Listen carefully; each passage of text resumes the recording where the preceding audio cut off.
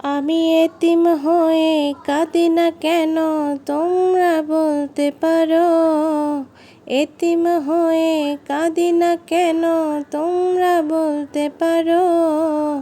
এতিম ছিলেন আমার নবী, এতিম আমিও।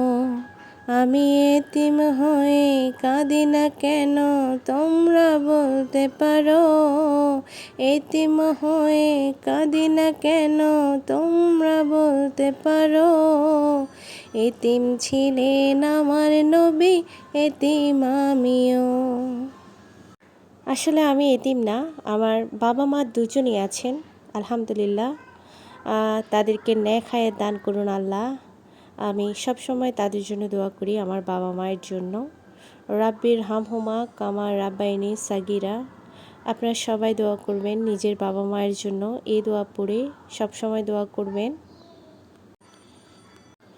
আসলে অনেকেরই বাবা মা আছেন, থেকেও নেই আমার এই অবস্থা। আমার বাবা মা থেকেও নেই, কারণ আমার বাবা মা থেকে আমি অনেক দূর প্রবাসী চলে এসেছি, বাবা মাকে ছেড়ে অনেক দূরে বাবা মা। আসলে পাকের ঘর, রান্নাঘর, যেখানে আমরা প্রতিনিয়ত মেয়েরা কাজ করি। আব্বু আম্মু কখনোই রান্নাঘরে যেতে দেন নাই, বলছে পড়ালেখা করো, পড়ালেখা করে মানুষের মতো মানুষ হও। তার পরবর্তীতে দেখা গেল যে পড়ালেখা চলাকালীন বিয়ে দিয়ে দিল, খুন্তি ধরিয়ে দিল হাতের মধ্যে। এই খুন্তি দিয়ে রান্না করেই কিন্তু বাবাকে কখনো খাওয়ানো হয় নাই। রান্না করে আমি আমার বাবাকে কখনো এখন পর্যন্ত রান্না করে খাওয়াতে পারি নাই, যদিও অনেক রান্না করেছি আমার এইটুকু বয়সে। বিয়ের পর থেকে, বিয়ের আগে কখনো রান্না করি নাই, বিয়ের পরেই যতদিন রান্না করেছি কখনো বাবাকে খাওয়াই নাই রান্না করে। কারণ আমার বাবা ছিলেন প্রবাসী। যখন তিনি বাড়িতে থাকতেন তখন হচ্ছে যে আমরা থাকতাম না, আমরা থাকলে আমার বাবা থাকতেন না, এমনটাই। এখন আমি প্রবাসে, আমার বাবা বর্তমানে দেশে বেড়াতে গেছেন। এই অবস্থা, আমাদের জীবনটা এভাবেই চলছে প্রতিনিয়ত। ছোটোবেলার সব বাচ্চারা বাবাকে জড়িয়ে ধরে অনেক আবদার করতো, বলতো যে বাবা তুমি আমার জন্য চিপস আনো, চকলেট আনো। আমি কিন্তু বলতে পারি নাই আমার বাবাকে, কারণ আমার বাবা একজন প্রবাসী।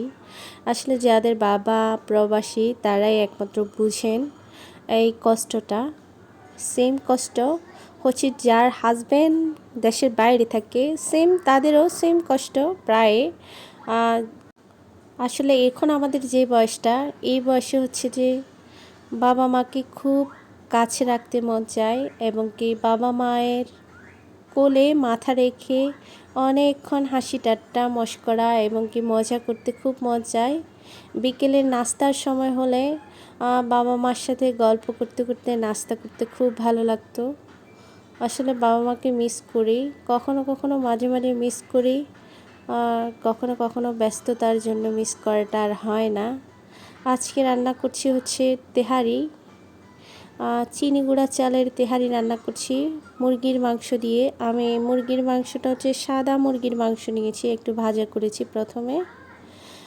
সবাই এই রান্নাটা রেসিপিটা জানেন, যদিও বা আমি ভিডিওটা শেয়ার করছি।